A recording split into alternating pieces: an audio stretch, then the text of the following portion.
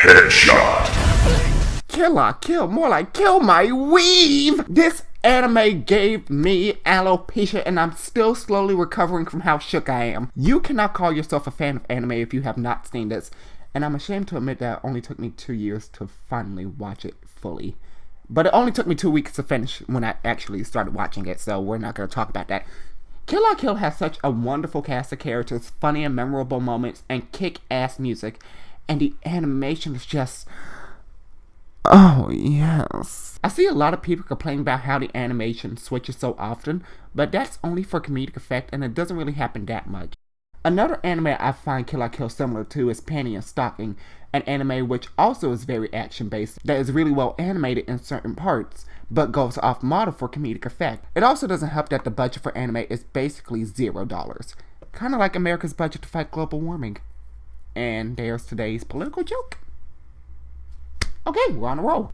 Another one of Studio Trigger's anime, Little Witch Academia, got its funding from crowdsourcing, and at the time of making this, I found out that Studio Trigger also has a Patreon. So if you're gonna be bitching about, ooh, the animation is so childish, anime should be well animated and serious, I'm gonna need you to take several seats and have a tall glass of shut the fuck up, please. So, the anime itself.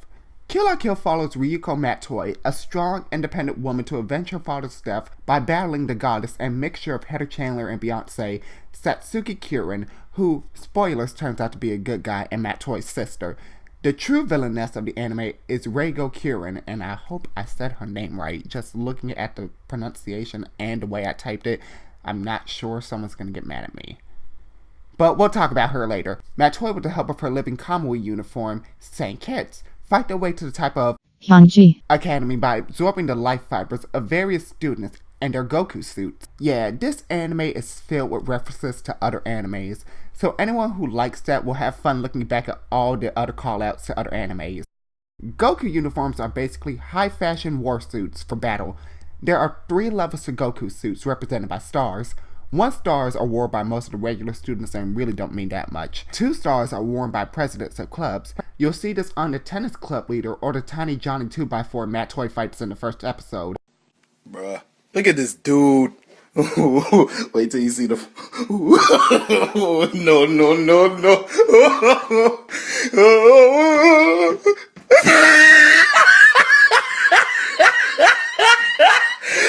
Look at the top of his head.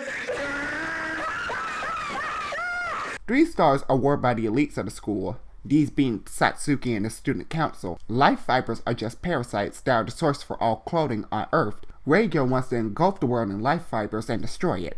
You also have artificial life created from life fibers such as Nui Harume and Matoi. In the second half of the anime, you'll notice a hard shift to a more serious storyline with no more room for slice of life and fun episodes. That's the only thing I truly miss when I watch this anime. You'll see bits of it when you follow people like Mako, but it's not a good replacement for longer episodes of the same nature. My favorite episode is episode 4, Dawn of a Miserable Morning. It's just a fun and wacky episode, and you can still jump into it and understand what's going on in the context of how the world works. When it comes to the female cast, they're all well written and vastly different from each other and don't act like the stereotypical girl or the damsel in distress, and I do enjoy every moment of it. I love the relationship between Matoi and Mako. They both contrast each other very well, and you can tell that they both love each other genuinely.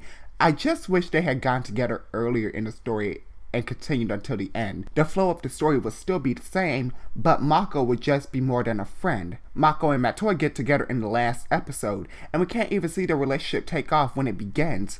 I hate that so many people think this is a good way of representation.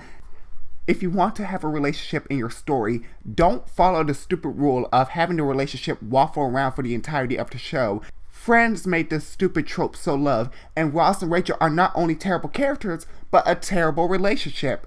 Chandler and Monica had the best relationship story in the entire show because they got married and we got to see them progress through their married state. This also goes for shows like Adventure Time. They spent a lot of time waffling around the fact that Bubblegum and Marceline are lesbians, and at the end of the series they kiss, and we can't see any more of this. This is garbage. But I also can't ignore how weird it is seeing an anime so fixated on the female cast. Now, anime making jokes. about women being objects of sexual desire are nothing new. Anime is also the genre where being a disgusting pervert is also an endearing quirk. But the way the show angles on the body parts of Matoi and Satsuki, the amount of characters who perv and gawk at Matoi whenever she transforms, Matoi and Mako even address this in the anime itself, and it still seems weird. But we also have to take into account that in anime like Kill la Kill, there's a lot of battling with sharp objects, and the last thing you want to do is have flesh being exposed. It's still possible to be appealing in a full bodysuit that protects you. Look at Samus. She's still able to pull off sex appeal and be ready for battle in her Zero suit, so why can't the same thing apply here? And we'll also have to take to the fact that Matoi's father created Senket, so that adds on to the weird factor. Another thing is just how much the show forces girl-on-girl over-sexualization, like Ryugo spanking her naked daughter, or Matoi kissing Nui out of nowhere. It reminds me of this. Eat!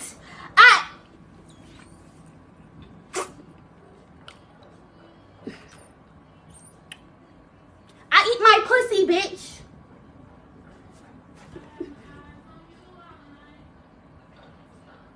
You serious? Is you serious? Cece! Yeah. Come on!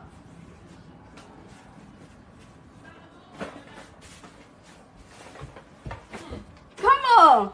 It bitch say I got on live. Don't, hold on. You ain't gotta show yourself. I got on live and me and my best friend pussy dirty. Wait, no. Ah! Best friend! Stop, I'm trying to be gay, bitch. You fucking it up. There is nothing wrong with having a sexy or female protagonist, but as a man, I am not one to say that women who may feel offended by this shouldn't because it's just harmless fun or that they're being too sensitive. I encourage you all read these two pieces that made me really think about this anime in a different light listed below in the description box below. Do I think Kill la Kill is sexist? No. I don't think this anime comes close to being sexist, but I think it uses too many tropes that has no value within the medium of anime. It takes away from the value of everything else. Look at Our Toby Free. This anime is filled with fan service and has a terrible story. When I watched it, I just watched it for the hot boys, not the story, and I can admit when I went back to it, it was terrible. And there's nothing wrong with wanting fan service, but don't say that it's the pinnacle of animation when it's not. It's garbage.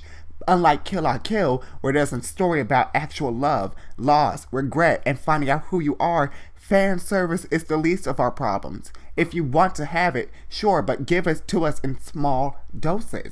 Overall, I do think Kill la Kill is a fun anime with well-written female characters, but the abundance of over-sexualization can take the viewer out of it, both male and female. But tell me what you guys think. Do you think Kill la Kill is sexist or just relying on too many tropes being used? I would really like to know. But anyway, thank you guys so much for watching. As always, I appreciate it. Don't forget that I love you, and I'll see you guys next time. Bye, guys.